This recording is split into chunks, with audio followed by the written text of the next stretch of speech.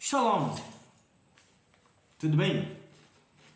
Bem-vindos ao sexto vídeo desta série sobre Isaías 7. Mas Jartov, você não está no capítulo 8 de Isaías? Capítulo 8, capítulo 9, tudo faz parte da profecia de Isaías, capítulo 7, versículo 14. Só que você não quer ler. Você só quer ler 7, 14. 7, 14, 21, 28, 35, 42. Vamos ver o que está escrito aqui, sempre relacionado a Isaías 7, 14. O curioso também é que no primeiro vídeo, eu vou mostrar para vocês aqui, de novo, tem um negócio aqui,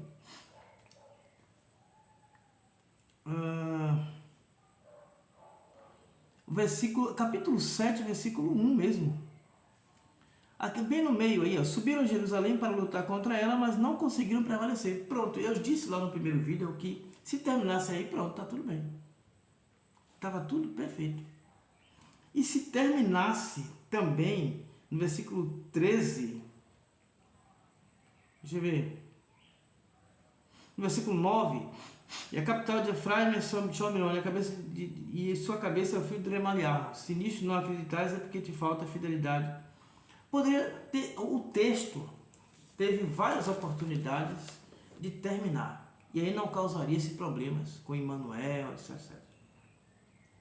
Estamos chegando perto de um outro texto extremamente polêmico. Vamos lá, capítulo 8 de Isaías.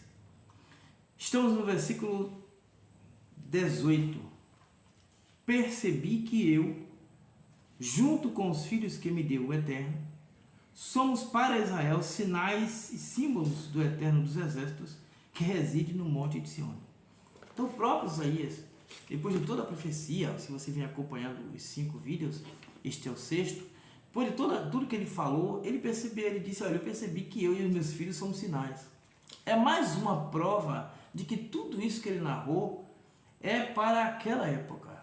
Todo o texto desse trecho de Isaías, ele está todo amarradinho, está todo amarrado. Não tem como você soltar ele, pegar uma palavra ou outra e dizer, não, era para futuro. Não tem como você fazer isso. A não ser que você faça, como eu estou dizendo, pegue um versículo isolado. Aí sim. Porque o que não falta são pessoas pegando o versículo isolado, sem se importar com cultura, com linguagem, sem se importar com nada. É o seu bel prazer tentando encaixar as suas ideias dentro da escritura. Eu estou fazendo algo aqui, como eu falei no vídeo 5, sobrenatural. Lê. Para algumas pessoas parece que é sobrenatural. Versículo 19. Se te disserem, busca a resposta entre os magos e os adivinhos que resfolegam e se esganiçam. Eles estavam numa conversa de conspiração o dia todo. Estavam desesperados porque queriam saber respostas sobre o que aconteceria quando se a Assíria porventura invadisse. Então até nesse ponto eles cogitaram consultar os adivinhos. Só que os adivinhos também estavam desesperados. Os magos e os adivinhos estavam se resfolegando, se esganiçando, estavam querendo, em desespero, obter a resposta. Então, na verdade, o povo todo estava perdido. Só restava uma chance para eles: dar ouvidos a Isaías, Oséias e a Jeremias, e a outros que nestes momentos estavam falando com eles. Mas como eu falei no vídeo 5, não é fácil. O povo está vindo aí esmagar todo mundo aí, vai matar todo mundo, levar alguns presos, valeu. E aí, tranquilo? Pá. Não dá tranquilidade a ninguém, mas tinha que fazer. Era a punição devida a eles, ao que eles fizeram. Se te disserem, busca a resposta entre os magos e os adivinhos que resfolegam e se esganiçam, responde, não deveria qualquer povo buscar resposta com seu próprio Deus? Aos que ainda acham Aos que ainda acham que a palavra Elohim se refere ao Eterno, então vamos lá. Não deveria qualquer povo buscar resposta com seu próprio Eterno?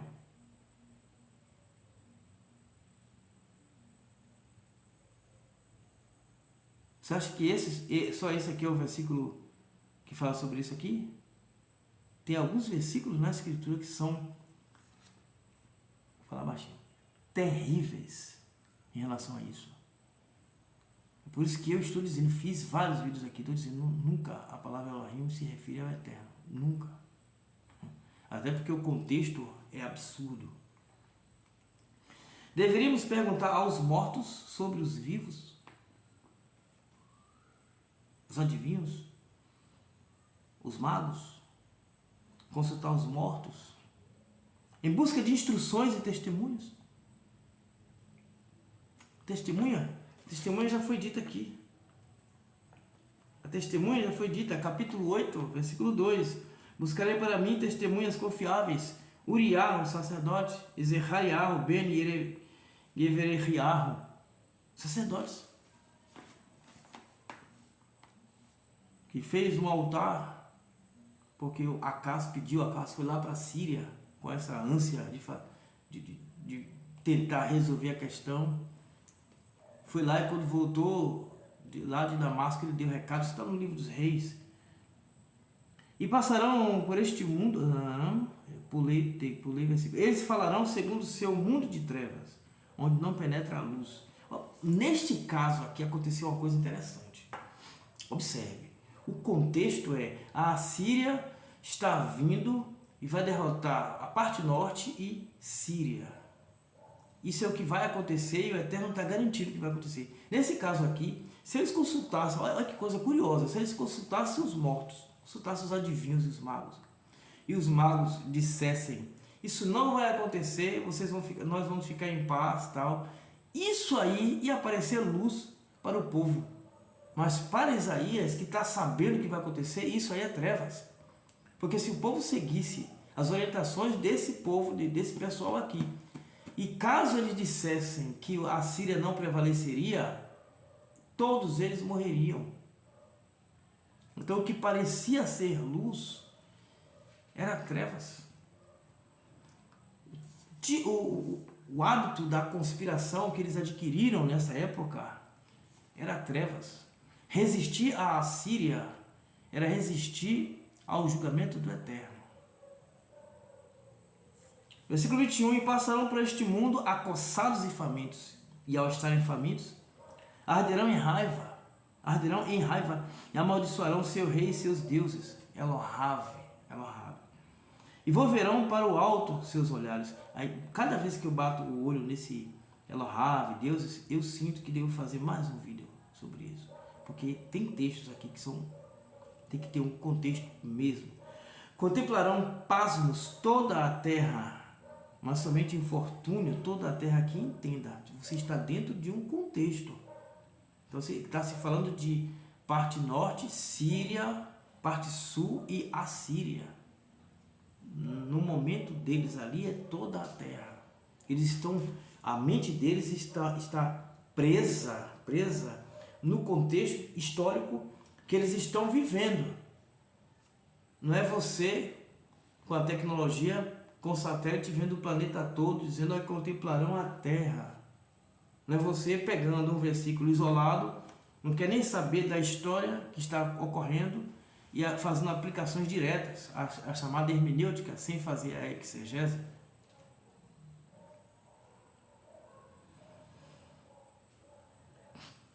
Trevas e angústia encontrarão. Versículo 23. Não se preocuparam da primeira vez, quando a terra foi devastada. Aqui eu não vou entrar. Eu tenho anotações aqui, que vocês podem ver aqui. Eu tenho as anotações aqui sobre esse texto. Então está tudo em caneta aqui, mas eu não vou entrar, porque aqui foram anotações que eu fiz em relação à geografia. E o contexto que nós estamos estudando não tem a ver. Tá? Contemplarão pasmos toda a terra, mas somente infortúnio, trevas e angústia encontrarão. Não se preocuparam da primeira vez, quando a terra foi devastada. Mais uma vez, a região lá. Quando quando a Síria exilou Naftali, não tem no original aqui a Síria. Não tem. A leitura é: não se preocuparam da primeira vez, quando a terra foi devastada, quando exilou Naftali e Zebulun, mas agora, pela segunda vez, assestou um golpe mais doloroso no caminho para o mar, além do Jordão, na região das nações. Isso aqui é interessante, mas não faz parte do nosso contexto. O povo, aí vem o capítulo 9. Bom, se o capítulo 7 é polêmico, o capítulo 9 é bombástico. Porque as pessoas esquecem um detalhe importantíssimo todas as vezes que você quiser ler a Escritura. Lembre-se de uma coisa importante: não existia capítulos e nem versículos. Isso foi adicionado depois, todo mundo já sabe disso, mas na hora de ler, quer pegar ali o capítulo 9, versículo tal, capítulo 7, não existia. Então a leitura aqui, capítulo 7, 8 e 9, é uma leitura só. Então quando você bater o olho aqui, ó, capítulo 9, versículo 1, o povo que estava envolvido pela escuridão percebeu uma luminosidade. Aí você tem que ver o contexto aqui. Que povo estava envolvido em escuridão? Bom, Acaz era um rei ruim. Peca era pior ainda. Peca extrapolou, se juntou a Síria para anexar, ajudar a eles, possibilitando assim uma futura destruição do clã familiar de Judá, que perderiam suas heranças. Isso aí, eles estavam mergulhados em trevas, a tal ponto que o Eterno intervém e chama a Síria para puni-los. Então o povo que estava mergulhado em trevas percebeu uma luminosidade. Qual foi a luminosidade? Bom, o Judá estava perplexo com a aliança do norte e Síria, que ia derrotar eles. Mas aí a profecia de Isaías 7,14 entra na jogada, entra agora aqui. Eis, pois, que o Eterno, ele mesmo vos dará um sinal. A moça grávida dará à luz um filho e chamará Emanuel. Quando ele souber evitar o mal, escolher o bem, alimentar-se-á de nata e mel, pois ainda antes de saber afastar o mal, escolher o bem, a terra cujos 2 reis tu temes será completamente abandonada. Será completamente abandonada. Capítulo 8, versículo 3. Vinha, você viu que é a luz que ia surgir. Vinha a profetisa e ela concebeu e deu à luz um filho. E o Eterno me determinou, dar-lhe o nome de Maher-Shalal-Hashbaz. Porque antes que a criança saiba dizer, meu pai e minha mãe, a riqueza de Damasco e os despojos de Shomron serão levados ao rei da Assíria. Então, era o que pousou sobre o reinado de Judá foi algo desolador. Você consegue imaginar a notícia vindo, dizendo, olha, o reino do norte se juntou com Síria e vai nos destruir. Todo o povo desmaiou, entre aspas. Todo o povo ficou cabisbaixo, porque não tem como eles vencerem. Então pairou sobre eles trevas absurdas, absolutas. Todo o povo desanimado, até que chegou Isaías e conversou com Acaz, dizendo, olha, o Eterno, isso não vai acontecer, não vai acontecer. Tá? Eles não vão prevalecer. Capítulo 7, versículo 2. Eles não vão prevalecer. Versículo 1. Eles não vão prevalecer. E o Eterno vai dar um sinal para você de que eles não vão prevalecer. Tá vendo a mulher que está grávida? Sua esposa, a esposa de Acaz. Tá vendo sua esposa? Ela vai dar à luz um filho. E ele, já fiz esse vídeo aqui, você tem que ver a novela, né? A série. E ele será tão bom, mas ele será uma luz tão grande, que as pessoas dirão, ele tem um L. Tem um L com ele. Ou tem um L conosco. Em hebraico, Immanuel. Esse é o contexto.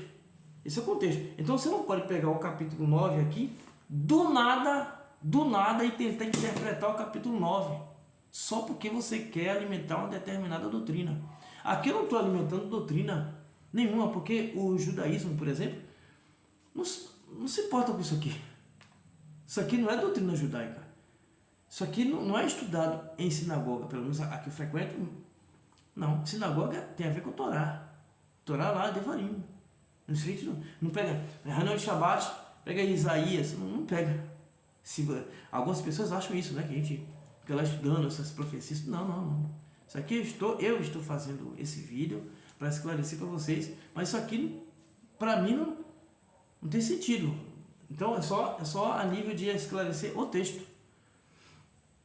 O povo que estava envolvido pela escuridão, pela aflição, percebeu uma luminosidade, que era o menino. Sobre os que viviam na terra das sombras da morte, percebeu o contexto que eu acabei de dizer? Sobre os que viviam na terra das sombras da morte, acendeu-se uma luz brilhante. Opa, temos uma chance, temos uma oportunidade, e o Eterno deu um sinal. Tu exaltaste esta nação, trouxeste-lhe alegria.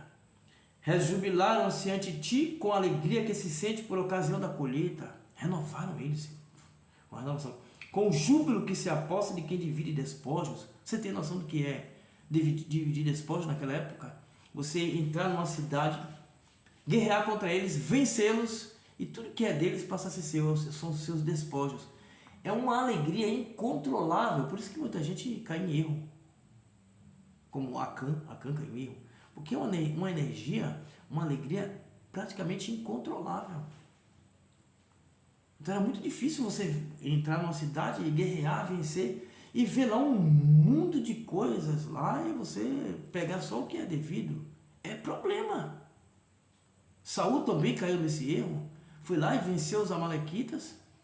E aí ele deixou o povo preservar o que é melhor para sacrificar o Eterno, quando foi mandado eliminar tudo.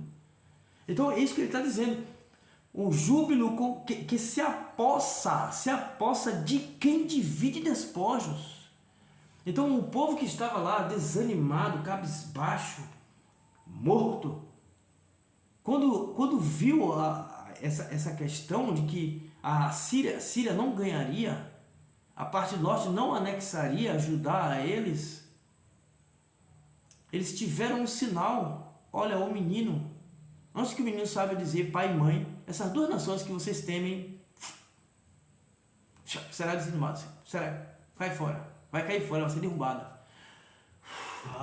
Bom, ainda bem, puxa vida. Pessoal, temos uma notícia aqui. O Narvis aí disse que não vai prevalecer não. Não vai não? Todo mundo jubilou. É esse o contexto. Você não consegue ver esse contexto, porque você só consegue começar a leitura do capítulo 9, versículo 1. Vamos separar esse hábito, você vai conseguir. Eu tenho certeza que você vai conseguir. Porque o jugo de sua opressão, a carga que ele pesava sobre os ombros e o bastão que os castigava, tu destruíste como nos dias de Midian. E aí a gente vai seguir o texto. Próximo capítulo da novela, próximo capítulo da série, a gente vai seguir depois. Porque agora vem bomba, é polêmica, vem problema.